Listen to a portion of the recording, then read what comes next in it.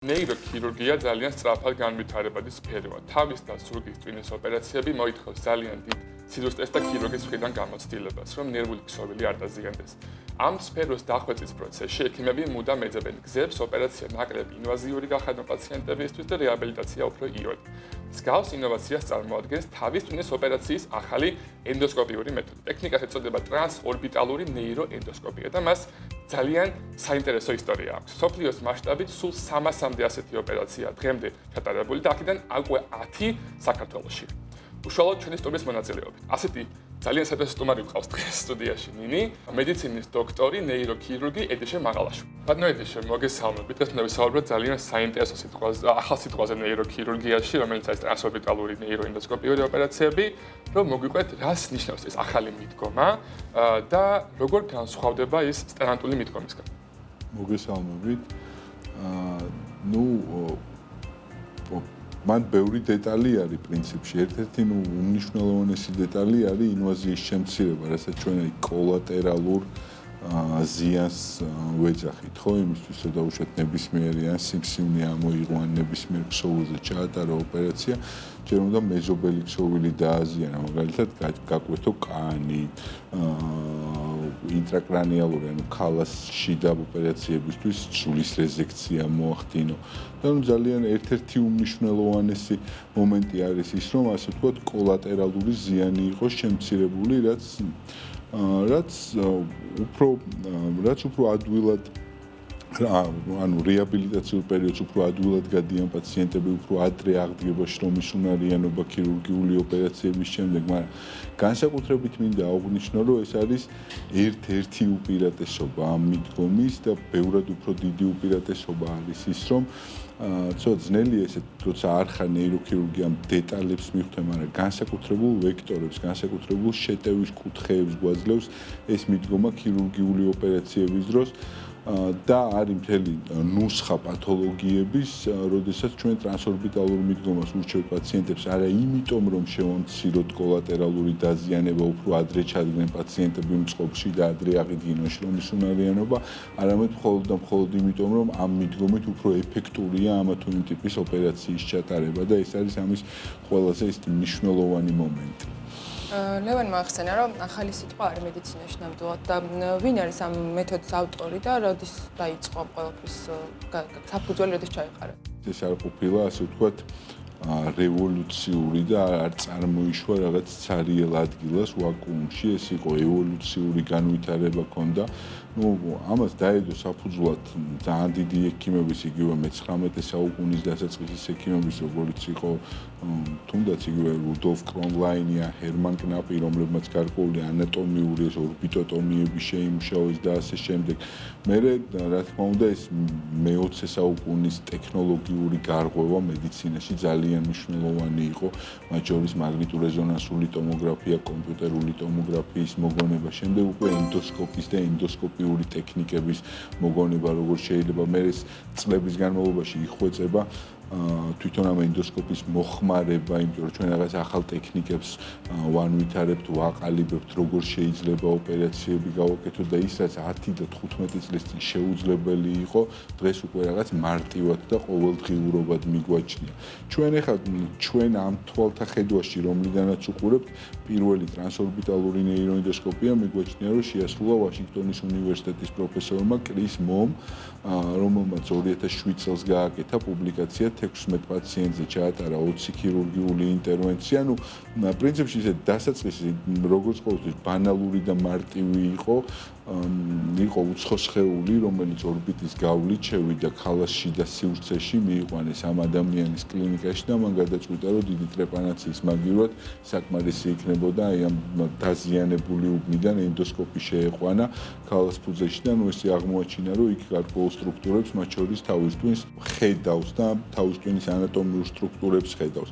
შემდგომში უკვე ძალიან აი ამ კრის მოს აღმოჩენას ძალიან ბევრმა სერიოზულმა ქირურგმა, ასე ვთქვათ, აუბრა მხარი და განავითარა შემდგომი ეტაპები, როგორც არის სეულში Samsung-ის კლინიკის პროფესორი დუსი კონგი, რომელიც ითვლება, რომ ძალიან ძლიერია ტრანსორბიტალურ მიდგომაში ალბათ ყველაზე ძლიერია მსოფლიოში იტალიელი ნეიროქირურგი მათეო დე ნოტარისი რომელმაც მთელი აი ამ მიდგომების ანატომიური საფუძველი გამოაქვეყნა და ძალიან დიდი პათანატომიური სამუშაო აქვს ლაბორატორიაში შესრულებული და ნუ არ შეიძლება არ ვახსენო კიდე ორი ისეთი ქალასფუძის ენდოსკოპიის ბუმბერაზები როგორიც არის ხუაკინ მესინიატი ბარსელონას უნივერსიტეტის ქალაფუძის მიმართულების ხელმძღვანელი არის პროფესორი და ტეოდორ შვარცი რომელიც ნიუ-იორკში მაუნთ სინაის ჰოსპიტალში ასევე ქალასფუძის ქირურგიას ხელმძღვანელობს პრინციპში ეს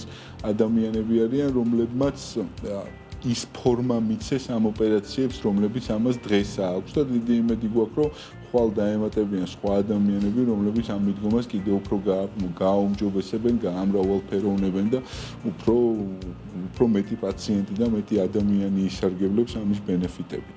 ბატონო თქვენ ახსენეთ ეს საინტერესო რაღაც ეს არ არის უბრალოდ ალტერნატივა ჩვეულ ოპერაციაზე არამედ ახალი მიდგომა რა ოპერაციების დროს და რა დიაგნოზების დროს გამოიყენება ეს მიდგომა და თუ იზრდება დღესდღეობით გამოყენების სფერო ყველა მეთოდს თავიდან რო აღმოჩენენ აქ რაღაც ბუმი რომ აუ ესეთი მაგარი მე რაღაც პერიოდი გადის და აქ დაღმავლა რომ უიმე ეს ისეთი მაგარიც არ იყო როგორ მე სადღაც შუაში ბალანსდება უკვე პოულობთ კონკრეტულ ჩვენებებს თავიდან ძალიან ბევრი პათოლოგიის კეთება დაიწყეს ქირურგებმა მაგალითად აი იგივე ედუსი კომზე რო ვიძახი რატო ითვლება ერთ-ერთ საუკეთესოდ იმიტომ რომ მას გაკეთებული აქვს ოპერაციები პეტროკლივალური მენინგიომები ამ მიდგომით რაც ჩვენ არც რაციონალურად არ თვითონაც არ მიაჩნია რაციონალურად უბრალოდ ნახეო და მივხვდიო რომ იმდენად ვართულებ ოპერაციას რომ საჭირო არ არის ამის კეთება.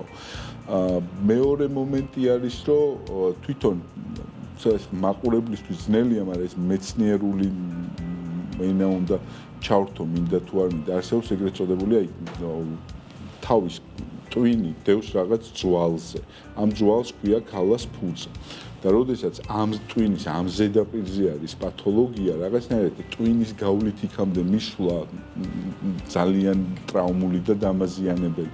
ამიტომ ვარჩევთ რომ ასე ვთქვათ სახის გავლით, სულების გავლით მიუღეთ. მთელი სერია არის ქალასფუძის ოპერაციების ჩამოყალიბებული ტრანსნაზალური ცხვირიდან ტრანსორალური ენდოსკოპია, ასე ვთქვათ ვენტრალური ქალასფუძის ქირურგია ქვია ამას.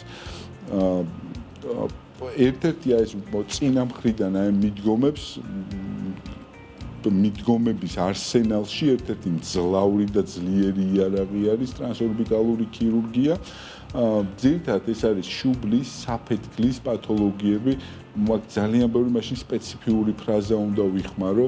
ამ მომენტში გვაქვს ორი აბსოლუტური ჩვენება, ეს არის anterior clinoidi, ანუ ქართულად არ ვიცი როგორ არის anterior clinoid meningiomeების რეზექციის დროს და სამწვერა ნერვის შვანომების, სამწვერა ნერვის ნევრინომების დროს. ეს არის აბსოლუტური ჩვენება. გარდა მაგისა, ტრანსორბიტალური ქირურგია არის აბსოლუტურად სხვა ხარისხის და კომფორტის და შედეგზე ორიენტირებული ანუ ხარისხში და კომფორტში გულისხმობ არა რაღაც ოპერაციაში ქირურგის კომფორტს, არამედ გრძელვადიან გამოსავალს პაციენტის მხრივ კავერნოზული სინუსის ქირურგიის დროს. ამ დროს კავერნოზული სინუსი საერთოდ ნეიროქირურგიაში ერთ-ერთი ყველაზე ძნელად მისადგომობნადი ითვლებოდა ყოველთვის და დღესაც ძალიან ძნელია, იმიტომ რომ სუპერკომპლექსურია ანატომია აქვს, შიგნით გადის საძილი არტერია, ქალასფუძის ნერვები და ამ ყველაფრის დაუზიანებლად ქირურგია ძალიან ძნელი იყო, ამიტომ კავერნოზული სინუსის ქირურგიისას ტრანსორბიტალური მიდგომა აბსოლუტურია. გარდა ამისა, ერთი წლის წინ ჩვენმა ჯგუფმა ტრანსორბიტალური ნეიროენდოსკოპიის საზოგადოებამ გამოვაქვეყნეთ levels of difficulties ქვია რა, ანუ სირთულეების დონეები, ესეთი სტატია სამეცნიერო ჟურნალში, სადაც არა მარტო ჩამოვაყალიბეთ სად არის დღეს ტრანსორბიტალური ქირურგია განვითარებული, არამედ ჩამოვაყალიბეთ მიზნები, სად გვინდა რომ მივიდეს და მოხდეს, რა პათოლოგიები გვინდა მინდა რომ გავაკეთოთ მომავალში. ამას ბევრი რაღაცა ჭირდება ჯერ ესეთი ჩვენი მხრიდან რომ ჩვენ თვითონ უფრო თავდაჯერებულები ვიყოთ და უფრო რთული ოპერაციები ვაკეთოთ, იმიტომ რომ არ შეიძლება პაციენტით გარისკვა და პირდაპირ რაღაც საშინლად რთული ქირურგიის გაკეთება იწყებ რაღაც ეტაპობრივად მარტივი.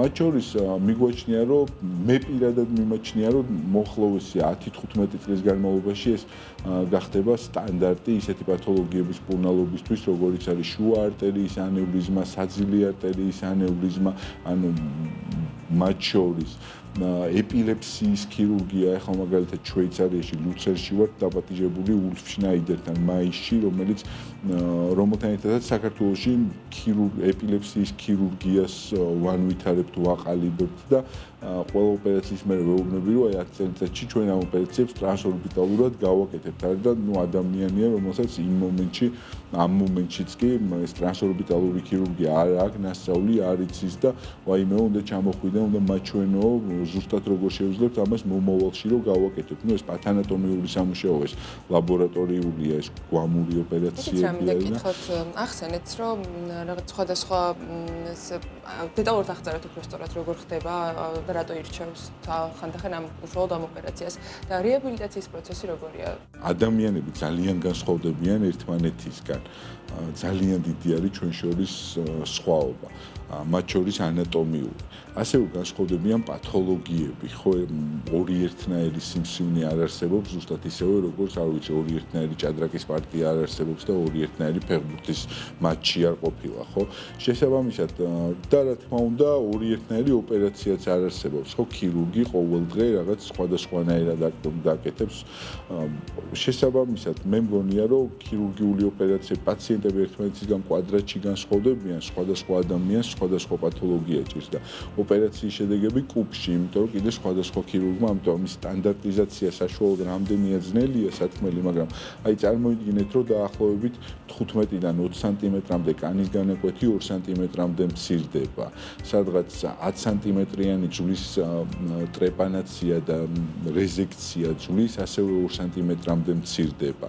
შესაბამისად, ეს ერთმნიშვნელოვნად ამცირებს, ეხლა ზუსტად რო ვთქვათ, რომ 3 დღით 2 საათით და 17 წუთით ეს ძნელი საქმეა, მაგრამ ეს ერთმნიშვნელოვნად ამცირებს როგორც ჰოსპიტალში დაყოვნების პერიოდს პაციენტებისთვის, ისევე რეაბილიტაციის პერიოდს, შრომის უნარიანობის აღდგენას. ეს ერთმნიშვნელოვნად გაცილებით უფრო სწრაფად ხდება. როგორ ახსენეთ საკმაოდ დიდი გამოხმარება, რომელიც მოყვა ამ ოპერაციას ოფიოს გარშემო და ასევე მისი ხანგრძლივი ისტორია. როგორია ისტორია საქართველოში? ისტორია აქაც არ ყოფილა, ასე ვთქვათ, რევოლუციური, აქაც ეს ყველაფერი იყო ევოლუციური. ეს ყველაფერი ამაზე მუშაობა დავიწყეთ 2011 წელს, როდესაც აი ზუსტად ეს ვენტრალური ქალასფუძის ქირურგიის დაწყება გვინდოდა საქართველოში ენდოსკოპიურის იმ მომენტში. ან არ იყო, ან აქ-იქ ერთეული შემთხვევა იყო ამ ოპერაციების შესრულებული. ამ პერიოდში გავიარე სტაჟირება, ძალიან არ შემიძლია არ ვახსენო ნანასების კვერაძე, ქართველი ნეირომეცნიერი, რომელიც იმ მომენტში ბარსელონას უნივერსიტეტში მუშაობდა, ძალიან შემიწყო ხელი და არ შემიძლია ასევე არ ვახსენო შოთა რუსთაველის ფონდი, სამეცნიერო ფონდი, რომელმაც იმ მომენტში ახალგაზრდა მეცნიერების გრანტი იყო, ეს ახალგაზრდა მეცნიერების გრანტი მოვიპოვეთ შოთა რუსთაველის ფონდში და მიმაჩნია, რომ ძალიან დიდი და ფუნდამენტური ღვაწლი აქვს ამ პროცესში, ამ ინსტიტუციას შეტანილი. 2011 წელს დავიწყეთ ენდოსკოპიური ტრანსნაზალური, ანუ ცხვირიდან ოპერაციებზე მუშაობა, სწორედ ამ ბარსელონას უნივერსიტეტში ხუაკინ ენსინიატთან და ნეაპოლში არის ფედერიკო სეკონდოს უნივერსიტეტი მათეო დე ნოტარისთან ერთად.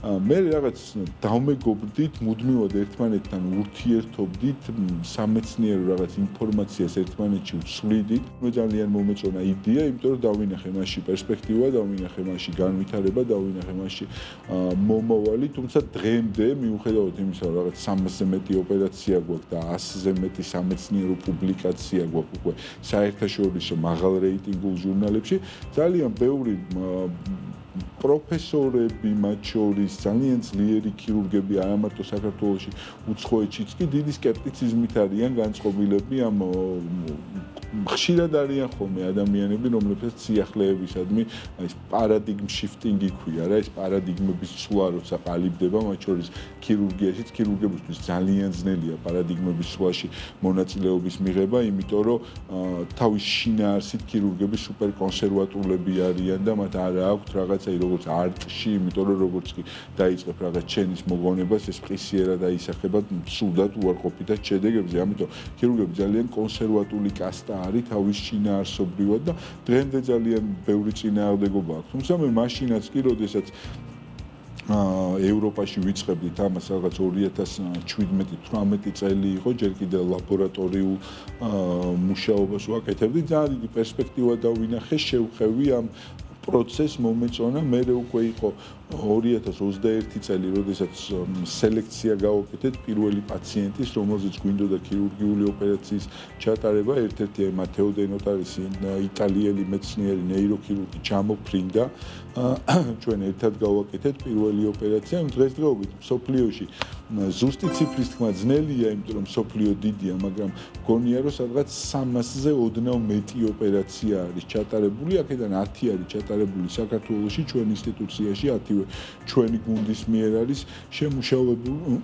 შემუშავებული, მაგრამ ეს კიდევ უფრო დიდი მომავლისთვის გვიდებს, ასე ვთქვათ, საფუძველს, იმიტომ რომ გაფართოვდება ჩვენებები, გაფართოვდება სპექტრი ქირურგიული ინტერვენციების, რომლებსაც ჩვენ ვატარებთ და რამოდენიმე პერიოდში ეს რაც დღეს სიახლე არის, ძალიან მოკლე ვადაში ეს აბსოლუტური სტანდარტი გახდება ნეიროქირურგიის არსენალში. ძალიან დიდი მადლობა, რომ ჩვენი სტუმარი. ძალიან საინტერესო მადლობა მოწვევისთვის. ახალ და ინოვაციურ შეიძლება ითქვას მეთოდზე. როგორც ახსენეთ, ყველაფერი ახალი არის დავიწყებული ძველი და მსგავსი მაგალითი არის ისტორიაც უკვე ძალიან დიდი ისტორია აქვს და ახალი დაბიჯები დაიწყო უკვე ამ ხერხით. დიდი მადლობა.